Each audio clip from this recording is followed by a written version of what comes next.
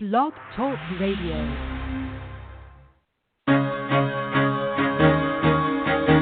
Carol the Coach. Sex, love, and relationships. We talk about it here. Carol the Coach. Compassion with contemporary relevance. I am a psychotherapist. I can be your personal life coach, and I can help you with your issues. There are no problems too small or too big. You can talk about anything. Speaker, columnist, radio TV host, and commentator. Carol the Coach brings messages of wellness and empowerment within reach of everyday people every day. Almost 5 years ago, I lost my soulmate in an accident. He was killed in a plane crash. Life just, for me, has seemed to stop. There are groups all over the city. I teach one. It is a specific way to start thinking so that you shift how you see the world, which then shifts your energy, and then you feel better and you actually see things differently. Carol the Coach. Always available too at carolthecoach.com. Now I've got Russell on the line. I'm 47 years old. I'm a truck driver. I am married. I have a wife in San Francisco. Okay. I haven't been home in 6 months. My thing is, I don't know if I have a sex addiction or what the problem is. Why do I want what I can't have? And as soon as I can have it, I don't want it anymore. You're right on target when you say, I don't know if I have a sexual addiction. Well, guess what? Yes, you do. And you know what? That's my specialty, Russell. So you're at the right place. Continue. I meet women online, and I'm in a different part of the country. I travel all 48 states, so I love sex. I hear self-esteem issues. You never felt good enough, and you didn't feel like you were getting what you should have then, and you're reenacting that now. Do you want to change that about yourself? You get what you need. I got an interesting email this week from a man who just had a variety of issues that he wanted me to address. So I said, hey, at the beginning of the show, I'll read your email, and then we'll talk about each point step by step. He says, hey, Carol, I've been listening to your show for several months now, and I really appreciate your dedication and enthusiasm to the cause of sexual addiction recovery. I'm 32 years old. I'm a husband and a father of one. The essay test that you recommend puts me as a possible sex addict, and I'd like to know if you recommend me going further with any particular treatment. Okay, that's interesting because after I read his stuff, I say, wow, he is more than a possible addict. But okay, my indications go as follow. I suffered from a video game addiction in my childhood and early teens, which was compounded with a porn addiction that lasted from 14 to 15 years of age. My addictive status becomes confusing to me from this point forward, as I only feel the insatiable addictive needs during times of long abstinence. My later teen years were riddled with guilt for what I thought was a masturbation addiction. Now, truly, there can be people that are addicted to masturbation. So we have to determine, okay, does he have a masturbation addiction or is that some sort of spiritual guilt? And he says my religious views put masturbation as a problematic behavior, not something that would take me to hell or the like. However, my frequency, while regular, wasn't very often. Once or twice a month is my best guess. I served as a full-time missionary for 2 years where I did my best to completely stop my masturbatory habits and largely served as a full-time missionary for over 2 years when I did my best to completely stop my Now, in 2 years' time, he only masturbated about 2 or 3 times. Found himself occasionally, once or twice a month, seeking out semi-pornographic material, lingerie, bathing suits, and some topless photos, never more than this, and viewing it for 5 to 10 minutes. Okay, now so far he sounds good, right? I mean, he sounds like he's got issues with it, psychological issues. But there doesn't seem to be anything compulsive, correct?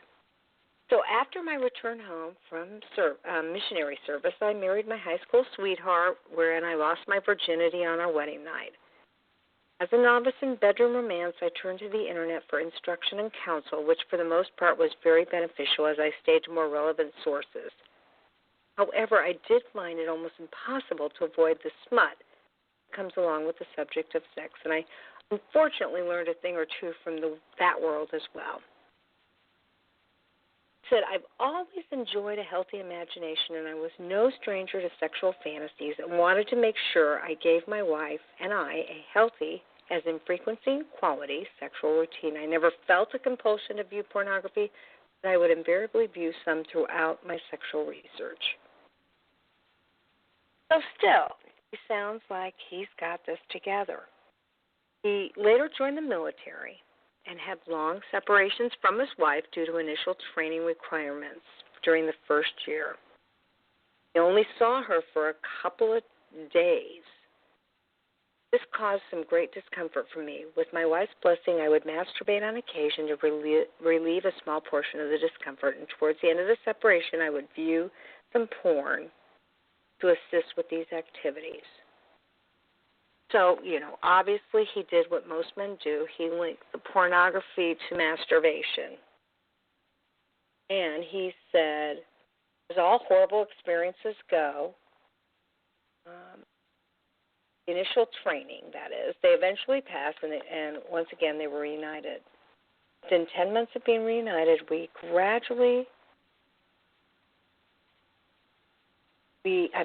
separated again so that I could deploy for 6 months. That's in year 2. First month was painful, but I survived. However, I began to gradually feel compulsion for pornographic use. Here's where we get into trouble. This compulsion became very strong, and I would be searching for porn for 2 to 3 hours a day. I would actually only view very little over the course of my tour, as my selection was limited to a few topless nude scenes. I can still remember the feeling of need for it. Okay, you can see how, as with most people, it would appear that it starts out innocently, and all of a sudden it becomes a need. It becomes a compulsion. Upon returning, we put our lives back together, but 4 months later, my wife left for 2.5 months to pursue a professional opportunity. During this time, I'd keep busy by watching TV and playing video games. Neither are great hobbies, but they are better than some alternatives. My occasional once every week or two sexual research, puts in quotes, evolved to include more smutty examples of sexual practice. Now remember, I talk about the fact that an addict will start using defense mechanisms to justify or rationalize his behavior. So he calls this, and he knows he does, sexual research, when in actuality it was a justification to go back and look at pornography. He understands that. He says, I'm using this sarcastically. When my wife returned home, the cycle would start again as I prepared for a month-long training school experience. And at the very end of this training experience, I willingly viewed one more pornographic video clip for the sake of viewing porn. This is the first time he remembers just viewing porn to see it without any permission from anybody, just so he could watch it. Confessed to his wife what he had done. He felt very guilty about it. He enrolled in a 12-step program and sought religious help. During his first year and a half of recovery, he attempted to shut himself down due to shame, attended the 12-step meetings for almost a year, and then he moved overseas. And he started completing the steps. He actually got done from 1 to 11. Since leaving the group, he's turned to podcasts to keep his recovery going, which is how he found the show. Now, here's the deal. For the last 21 months, he has only had one semi-accidental exposure, knowing that I was in the wrong place and not convincing myself fast enough to leave, and listening to one of the past shows. We learned that suffering is created when we think I shouldn't feel. I am now trying to reconstruct my belief system to allow myself to feel once again. Okay, so he realizes that that he says, with all of this, I realize how small my problems are in comparison to some sex addicts. He doesn't know where to go in recovery. He has moments of addiction. He's unsure where he stands. He's had some bad boundaries in the past, and he wants a professional's opinion on this matter. Okay, and then he gives me background. His father was emotionally unavailable. and had some drug addiction issues, and he went to rehab and fell out once. His mom didn't have a healthy view of men. She instilled in her boys that men were pigs. And then he goes on to talk about some of their positives. Here's what I believe. We'll call him Sam. Sam, I believe that there's enough going on in your life and there is enough stress that podcasts are very informational and they really do benefit you. Absolutely. They're free and you get good information. But if it were me and you were coming to see me, I would tell you to get on sexhelp.com and look for a CSAT, a certified sexual addictions therapist who Skypes or Zooms. It's probably going to be Zooms. We say Skype, but truly that's not HIPAA compliant, and you need to ensure that your confidentiality never gets compromised. So there's plenty of tools to use, and your therapist will know what those are. And I would meet with the therapist and get some consultation. Where should you go next? What are the best books to buy? You know, certainly some of the more classic books, Out of the Shadows, Facing the Shadows, they may not exactly apply to you because you're at the beginning of your addiction. That's the good news. But already you have definitely developed some compulsivity that can escalate. Believe it or not, it can escalate when you come home, when your stress is less, when you have the normal rigors of the mundane life that we all lead. Now, I'm not saying that life is mundane, but I am saying that, you know, when you're going to the grocery store and you're taking care of the kids and, you know, you're wiping their butts and you're watching TV till 2 a.m. in the morning because you can't sleep, that can feel mundane, and that's when the addict in you can take over. And you've already had this gaming addiction early, some chronic masturbation, some limited masturbation, some limited porn use, lots of feelings of shame and guilt. So you've got enough indicators there that you really are at risk. And good news is it's right at the beginning of your sex addiction or your sexual compulsivity. And so be able to get back on the right track. You're already doing 12-step groups. I'm assuming that you have a sponsor who's been helping you through those 12 steps. Obviously, you want to do the 12th step. You want to be able to give back. You want to keep reading SAA, the green book, or SA, the white book, over and over again. Every time you read it, it should bring to light some more information that you need to know. And you want to have a fellowship of other people. You know, the military is filled with men who have sexual addiction. And if there's no meetings on base in your area, whatever, you can definitely go online.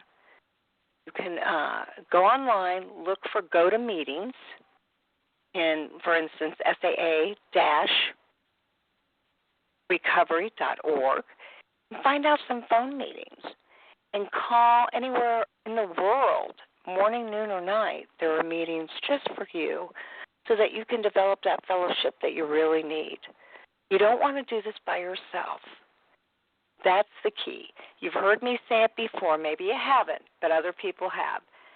Connection is the antidote to sexual addiction. So I want you to connect with other people. I want you to go to sexhelp.com, find somebody in your area.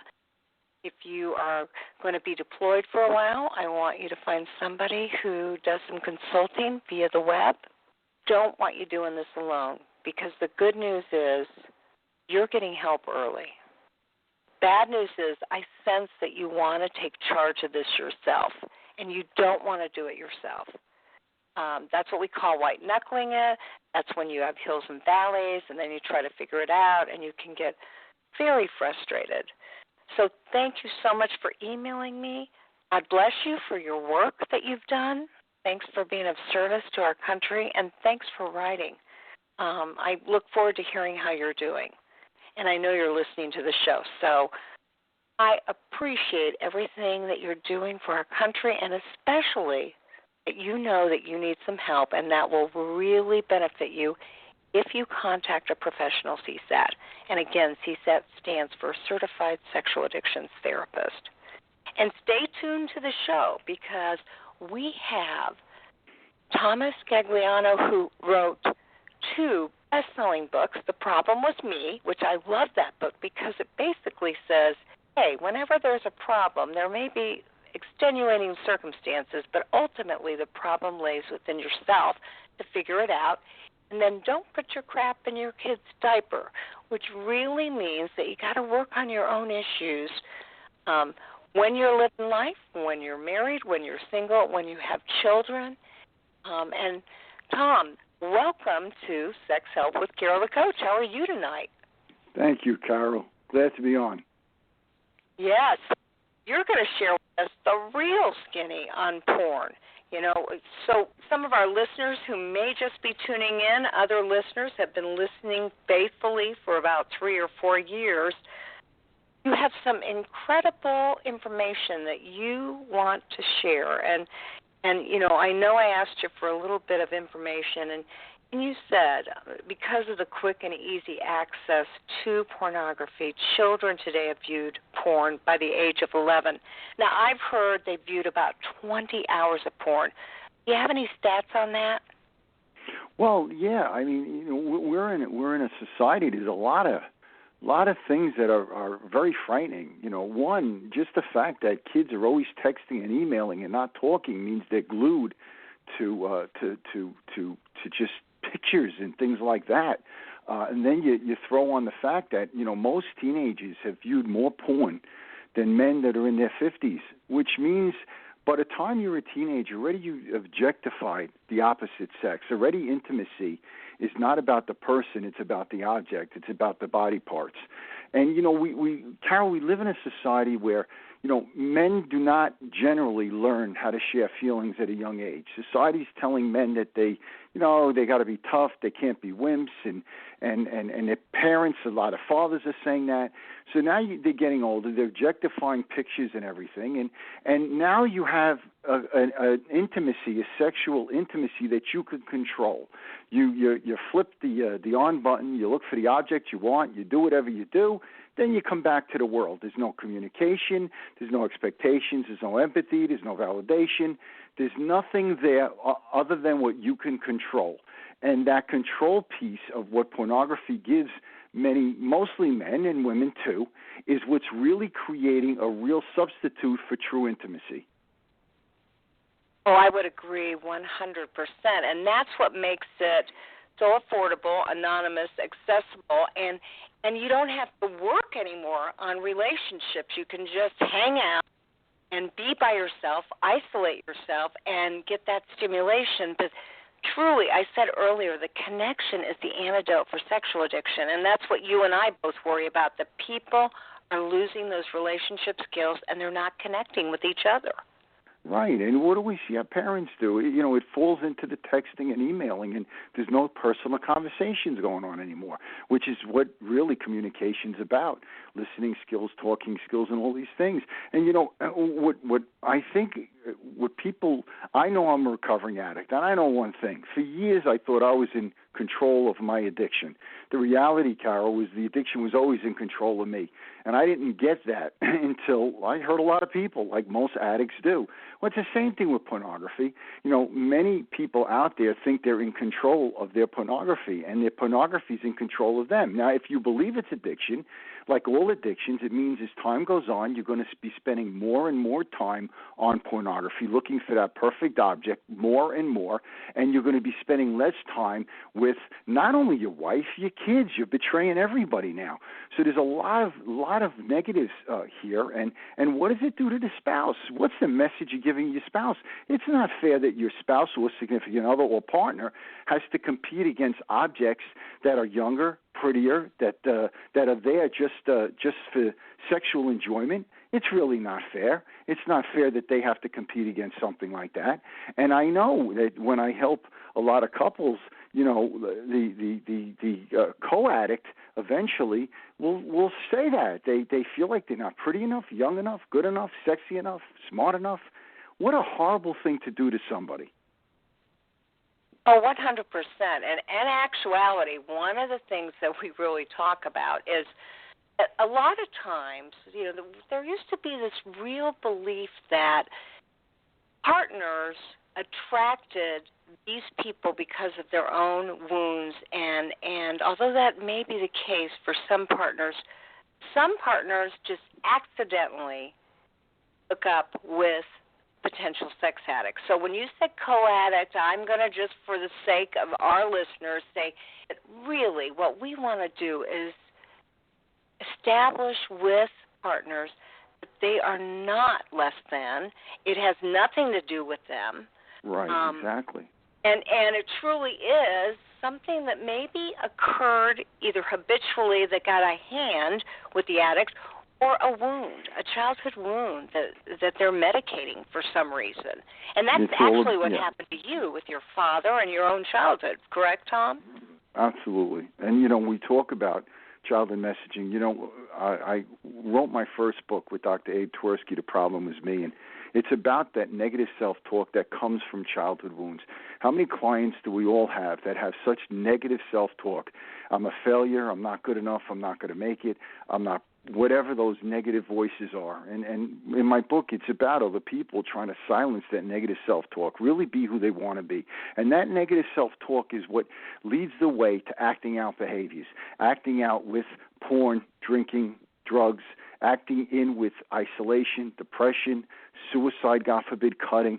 All of these things come from negative core beliefs. All of these things come from the childhood. And I say this all the time. We always think we know with the child how the child views the world. But I tell parents that, when you look back on your childhood now, you're looking back through transitions, maturity, experiences.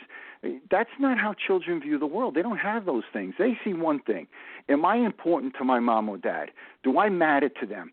You have parents working all the time now that are really doing the best they can for their kids. They're saving for a house, for school, college.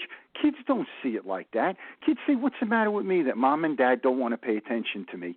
That egocentricity that Erickson always talked about that I love is really what sets the stage for those core beliefs. They develop early on, but boy, oh boy, when you become fragmented and you have a negative sense of self, pornography is perfect. It's a perfect escape along with other addictions. Oh, you've got that right. Very well said.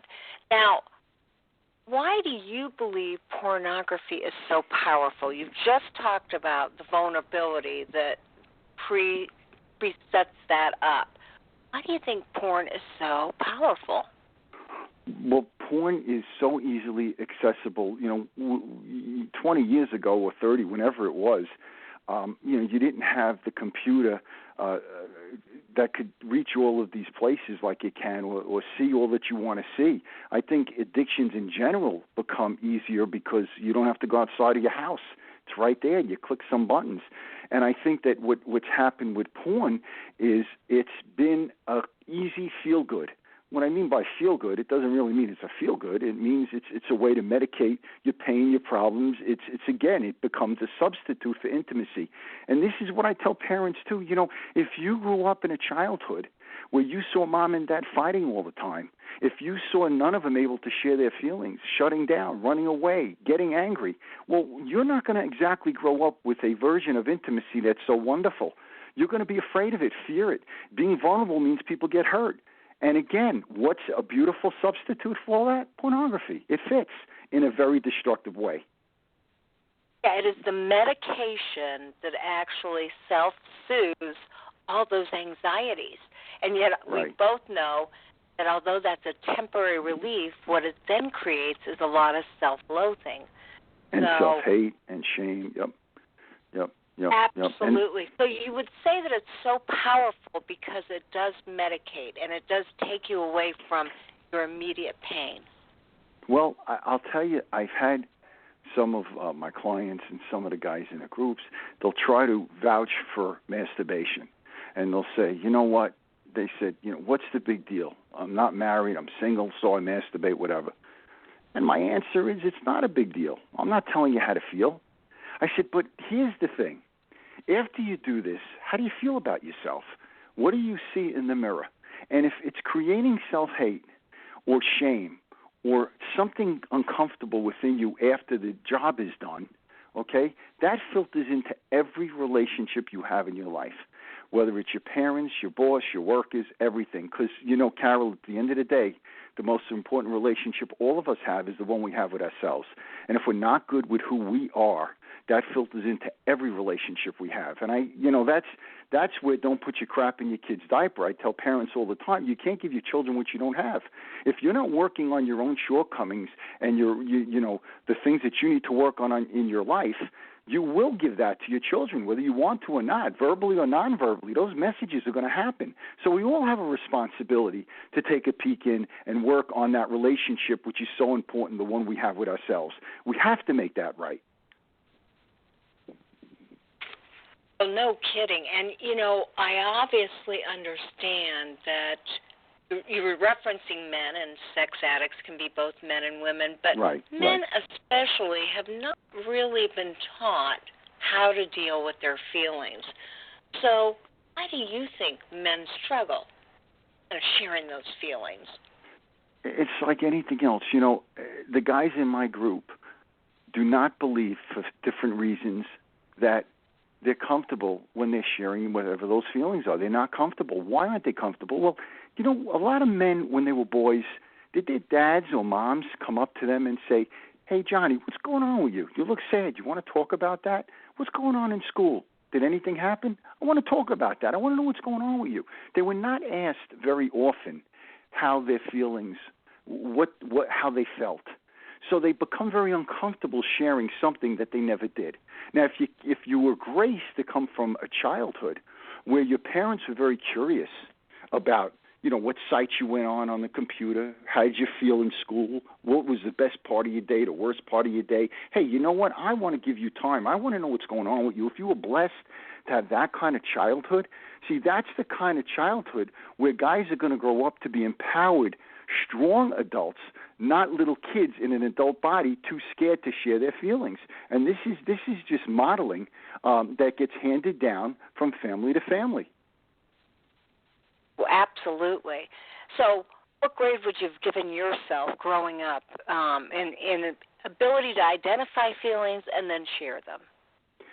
Carol, I had no idea. The grade I give myself is that if I shared a feeling with my dad, or God forbid cried, he called me his little girl. That was the message I got, which of course told me that did share my feelings. People were going to look down on me like I was defective, like I wasn't good enough.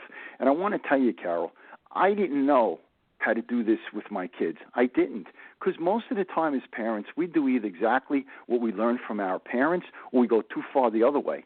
My parents were always screamers and yellers. My father was physically abusive. So when I got married, I thought, what is a good husband? A husband is somebody that never complains, never says a word, does whatever his wife wants him to do. But the problem, Carol, is I never shared a feeling. She never knew what was going on with me. I did the complete opposite. Instead of yelling and screaming, I didn't even talk. So, we have to be careful. If that's why we need help. We need therapy. We need coaches. We need people to help guide us through these things, because we will eventually do what our parents showed us to do, or the complete opposite. And I remembered for me with my son, going to a baseball game, and I remember my son pitched very poorly in the game, and I remember walking over to him afterwards, and I'm saying to myself, what does he need? Let me try and think of what he needs. Maybe he needs a therapist. I'll ask him how he's feeling. Maybe a pitching coach. I'll help him with his wind-up. And I remember in the dugout in front of all the kids, he turned to me and he said, Dad, I need a hug. That's what he needed. He only needed a hug. He didn't need a therapist to coach.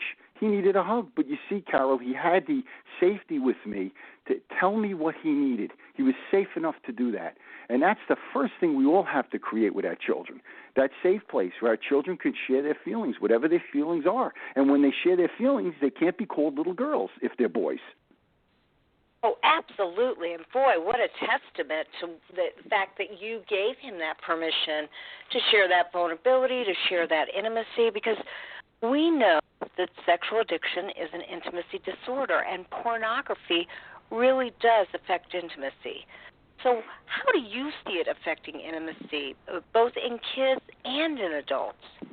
It becomes a poor coping mechanism is what it does. Is instead of talking about conflict, as I said earlier, instead of trusting the process that, I can have conflict with my wife and it can be resolved, we actually could walk away, use it as an opportunity to grow closer to each other. That can happen in our lives. And again, if you come from a childhood where you never saw conflict being resolved, if all you saw was people fighting and nothing getting resolved, well, then you're not going to use you're not going to have a healthy coping mechanism. And I think pornography, like other addictions, supplies the person with a place where they can act out their pain, medicate their problems, celebrate their victories. It could be used for all of these things. This coping mechanism that should be used should be focused towards our significant other, to talk to them about our problems, to understand that conflict can be resolved. We can get through this together. And these are the things that people have to learn. And a lot of times they need the therapy piece because they don't trust the process that they haven't seen before. And if their processes children say that conflict can't be resolved, they're not going to believe that it can be resolved. They won't use it as a coping mechanism. Absolutely. Great message there. So what what childhood messages kind of create and fit into adult intimacy? Where do you see the link? What do you think the dysfunction is all about? The link between childhood and adult is, again, with your partner or your children, creating a safe place where they can share their feelings, whatever their feelings are. Feelings are not right, wrong. They're not true, false. Whatever those feelings are, that you can validate the person's feelings. You don't have to agree with them. We don't have to agree with what our children say, but we could say, I hear you. I hear you're sad. I hear you're angry. If they're respectable, we could say that to our partner. I hear you. I hear you're upset. I hear you're angry. We could validate the feelings. We learn to listen to each other's feelings, whether it's a partner or a child. We learn to, again, validate. We learn what boundaries are. Well, I'm not going to let you yell at me. And if it's a child, if you choose to yell at me, you choose to be put in your room the rest of the day, if you make that choice. Same thing with a partner. If you're choosing to yell and scream at me, I'm not going to stay in this conversation. I want to do this. I want to get close to you. I want to help resolve this issue that we both have. But if we're going to yell at each other, we need to stop. We can't do this. We'll reinvestigate it later. So the connection between intimacy with a couple and intimacy with children is just learning how to create that safe environment for safe communications where both parties can feel heard. You don't have to agree. Feel heard, feel validated. Now we're having a conversation. Too many couples and too many children with parents do not have the conversation. Oh, 100%. I agree with that. Absolutely. Now, okay, here we've got kids that are medicating with pornography, and they're kind of filling the void that they feel because they haven't been validated. They haven't been able to identify their feelings. They haven't been able to have good boundaries. And or we have adults that have these same issues, and maybe they're married, maybe they're not. And I don't know if you got to hear my email, but the first email I read tonight was a man who said, is masturbation an addiction? Is pornography an addiction? So tell me what your thoughts are. Do you believe that pornography in and of itself is an addiction? I think when we talk about addiction is something that you are powerless to stop by yourself, something that you've tried to stop over and over again and that you weren't able to do. Addiction is something where you've crossed lines where you're hurting your family, or maybe you're going to jail, or maybe you're in trouble. You're losing your job because your addiction. When you cross those lines, then, in my opinion, you have an addiction. So, do I think pornography fits those things? Yeah, all the time. I hear all the time in 12-step meetings that people have crossed those lines in those areas. So I think it certainly is an addiction. And like all addictions, it has to become a we process, not a me process, because a me process doesn't work. I don't have the power to stop my addiction. So I certainly think that pornography has all the elements of an addiction. Absolutely. Well, I agree, and obviously we both really admire Patrick Carnes, and he says there is nobody strong enough to beat their addiction.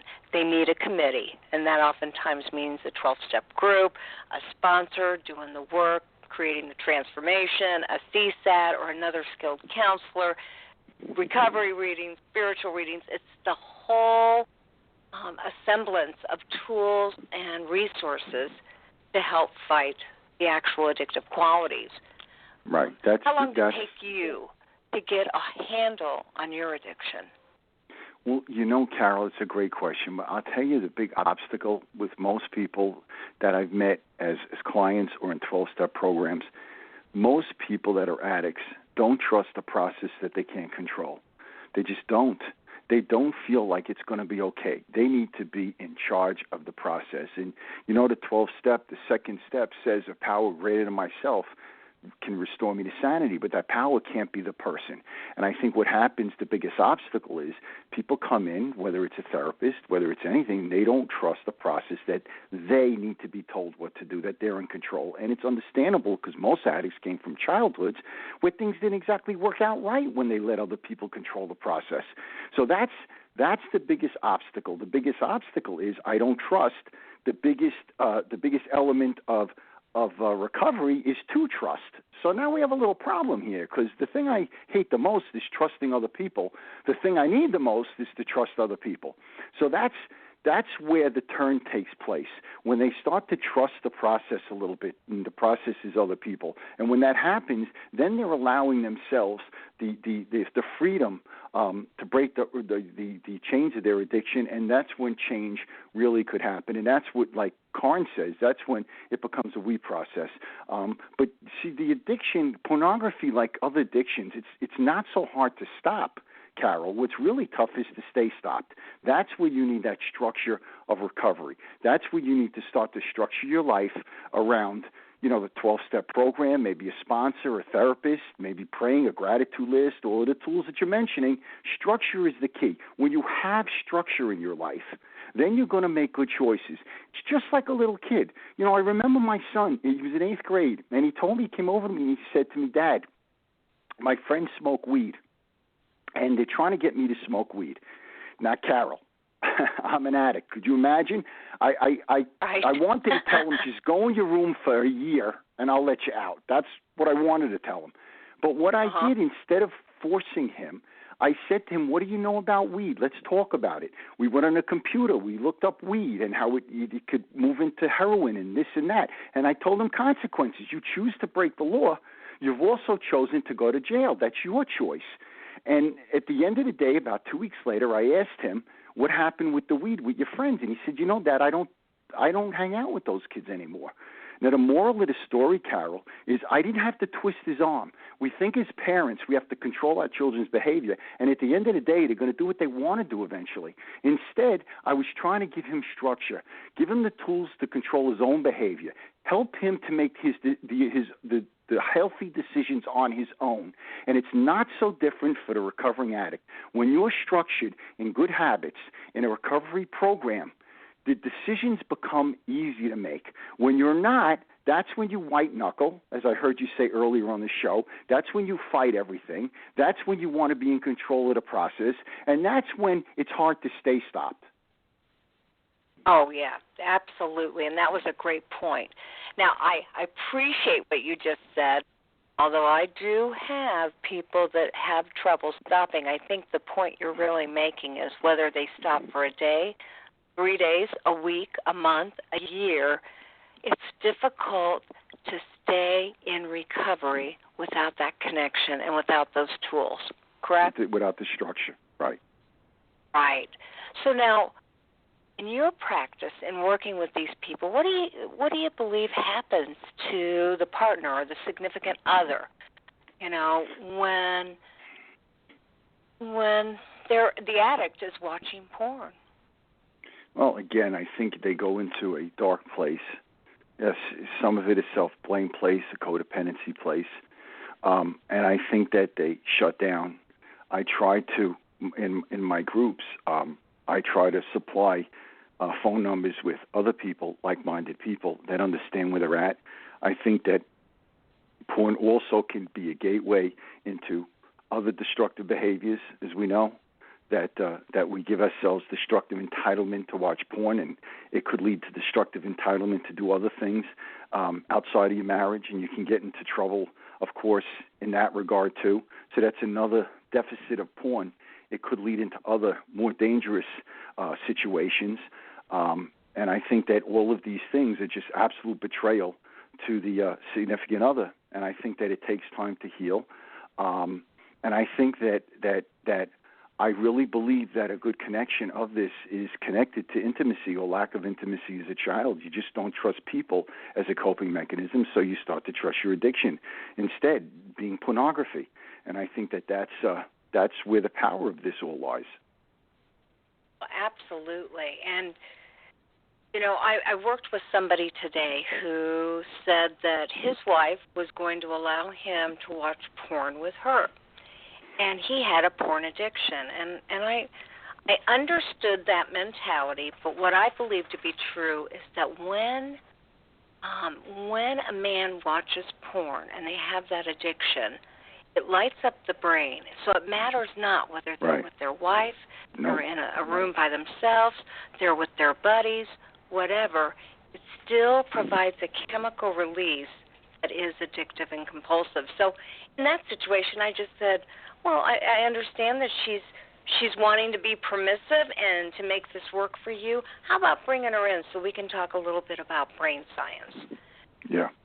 Well, you talk about the educational piece, and there's certainly a big educational piece here that people are not aware of. Again, like we were saying in the beginning, to help the person know that it's not that they're not pretty enough or young enough or handsome enough. It's really not about the sex. It's really about the lust, the endorphins, the chemical reaction, the feeling of escape, the feeling of warmth in a sick way. It has all of these other things that, unless you're educated and you go to Essanon and you start to go to a therapist and you start to learn about this, they just don't know. And the insanity of it is what's really sad. I mean, I've had women come into me and basically say, he goes out for a carton of milk, and I'm like making up a million stories, and I don't know what's true and what's false, and they're living in total insanity right now. They don't know what to believe. Like, he just said hello to my neighbor. Does that mean he had sex with my neighbor? You really, what happens is the stories you make up in your head generally far exceed the reality of what's going on. And that's torturous for somebody who's married to somebody that has sexual addictions of any kind. Oh, 100%. I'm glad you said that. It's absolutely torturous. So, obviously, you have gone into some of the hidden dangers behind pornography. And you and I both realize that for so many males and even females today, those hidden dangers are not well known. Kids don't see themselves as being in danger when it comes to porn, sexting, texting, that kind of thing. What do you tell parents when they've discovered that their kid is using porn and they can't determine, is it a problem or not? It's a great question, Carol. I think we go back to communication and the relationship that the parents have with the children.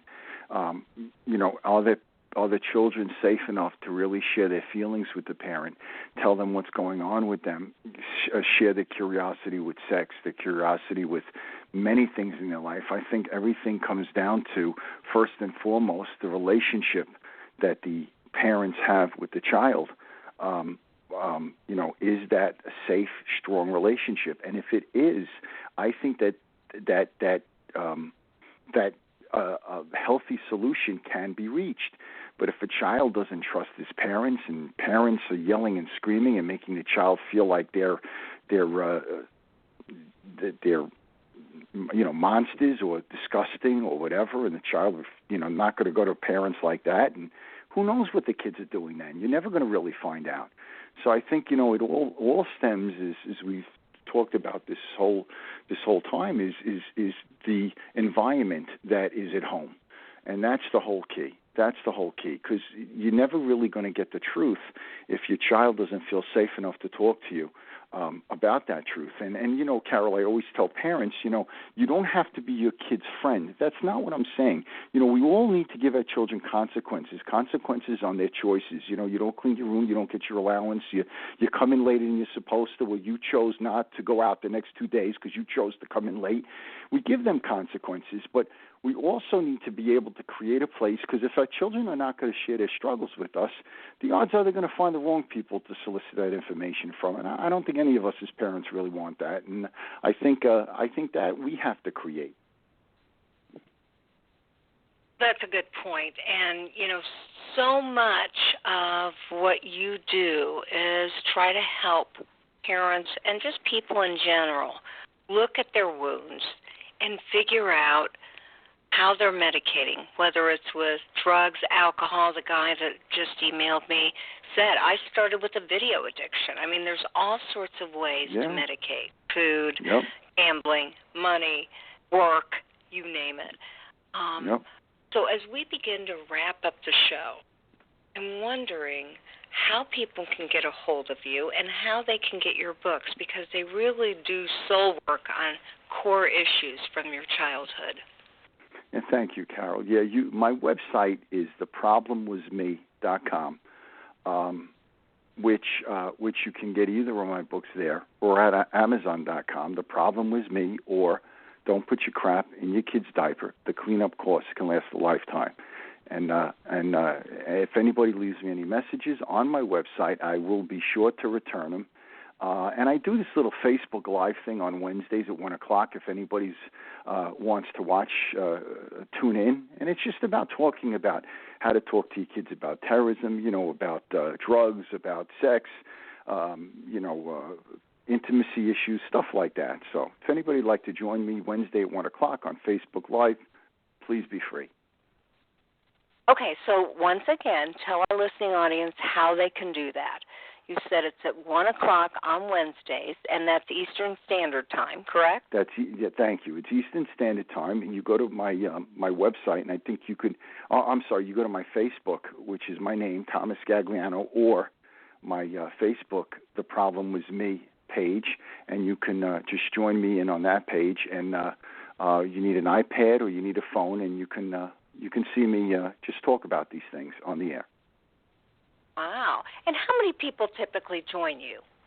I just started 2 weeks ago, but I think a couple of hundred right now, and I just really started a couple of weeks ago. I do a lot of radio and TV stuff, so kind of get myself out there enough.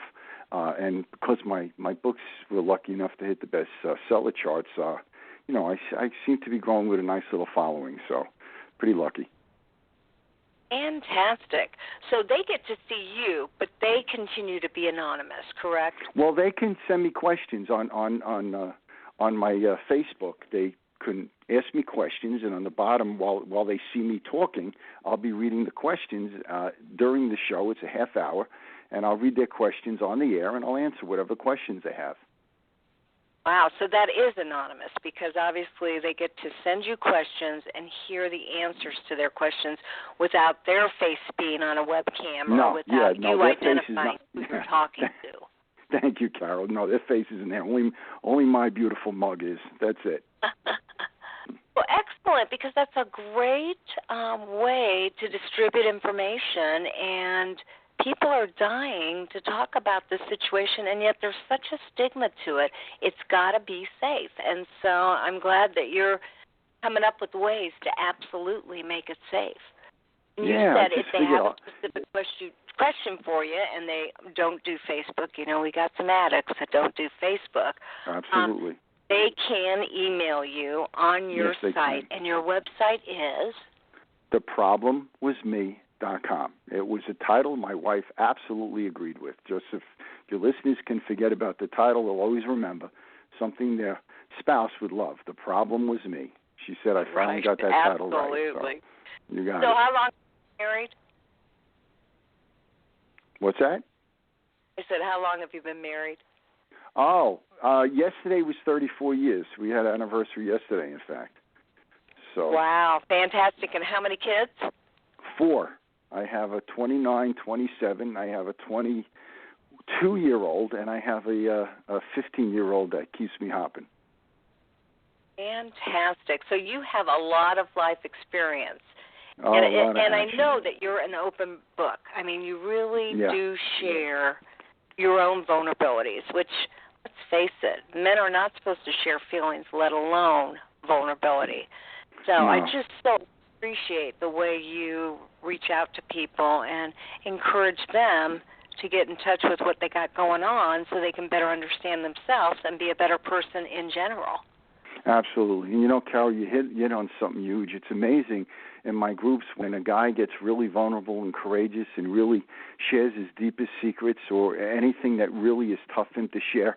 It's amazing how the other guys absolutely marvel at that. They think it's the most courageous thing in the world. Now, for them, they think they're wimps doing it, but it's amazing when they hear another guy doing it, they can't give that guy more accolades for his courage. And it goes to show how mixed up our messages are.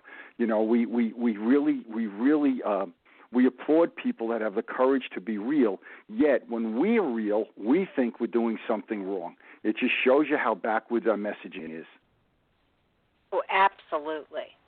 So if you were going to identify both of your books, the first one, The Problem Was Me, is a book that helps people to what?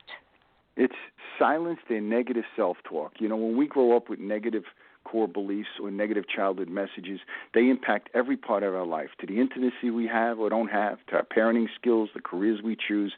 And my first book is my life story and the story of other men and women that I've helped silence that negative self-talk so they could really be who they want to be. They're not set up by the roles they were set up to be in childhood. And my second book, Don't Put Your Crap in Your Kid's Diaper, is, listen, I tell people all the time, there's nothing tougher than parenting, but I wanted to write a book on a lot of experiences I had following my life and following others who really had what I wanted, a really great relationship with their kids. And what they did is they just took that inventory. My book is about working and keeping your strengths as parents and also recognizing what areas of your parenting skills that might need some work. And that's what the second book is about. Okay, I think you've done a great job of just kind of giving us a summary. I hope everybody goes out and buys both those books. Check Tom out on Facebook.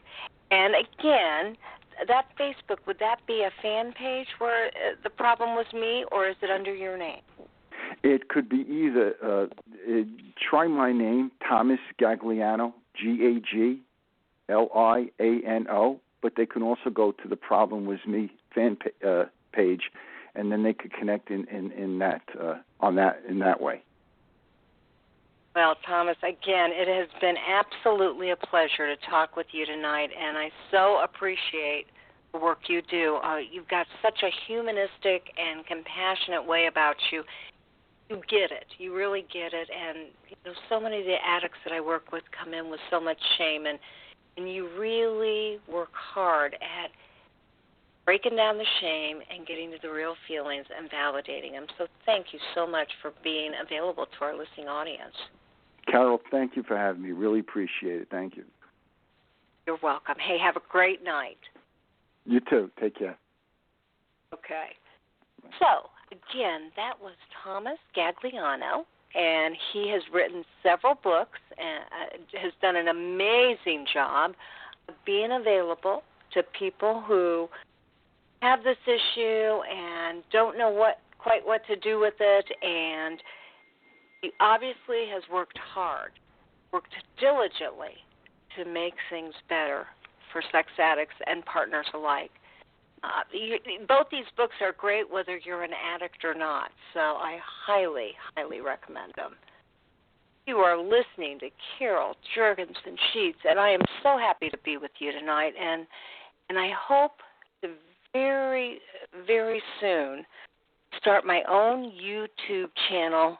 Actually, I started it, but I've got a webmaster working on making it pretty, making it sophisticated, where I help addicts by doing 10, 15-minute talks about what you can do to make your life better. I just am in the process right now of publishing a 17-minute video clip on the 6 things that you can do to restore trust in your partner. This YouTube channel under Sex Help with Carol the Coach is available to both sex addicts and partners alike.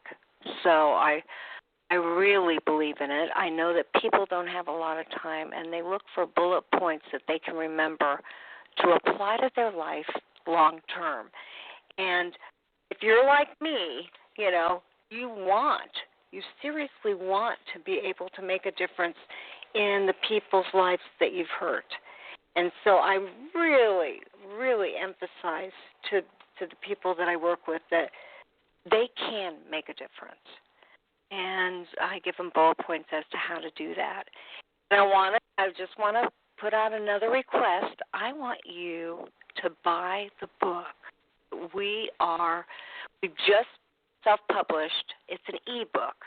It's $9.99, and it's on sexual addiction, wisdom from the masters. In this book I've interviewed Patrick Carnes and Ken Adams and Barbara Steffens and Alex Katahakis and Marge Corcoran and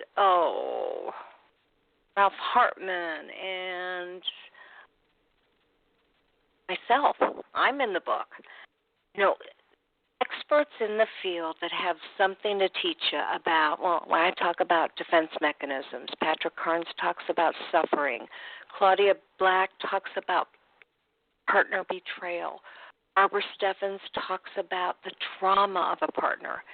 It's $9.95, and every penny, other than the small portion that goes to the book company, goes to research for sexual addiction.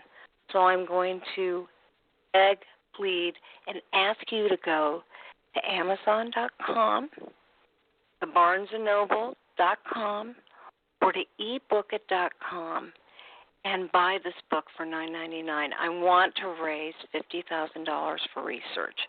Help me do that, won't you? Spend my own money to put on this radio show, and I spent my own money to get this book published.